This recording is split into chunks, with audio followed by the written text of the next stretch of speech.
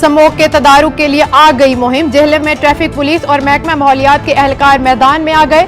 धुआं छोड़ने वाली गाड़ियों और भट्टों समेत फसलों को जलाने वालों के खिलाफ कार्रवाइयों का ऐलान। खबर दे आपको जेहलम से, तो जेहलम में ट्रैफिक पुलिस और महकमा माहौलियात की तरफ से स्मोक से बचाव के लिए वॉक का इनेकाद किया गया। ट्रैफिक पुलिस ने धुआं छोड़ने वाली गाड़ियां, जबकि महकमा माहौलियात ने जिग जैग पर तब्दील न होने वाले भट्टों समेत फसलों को जलाने वालों के खिलाफ कार्रवाइयों का ऐलान कर दिया। बाबर हुसैन की रिपोर्ट देखते हैं।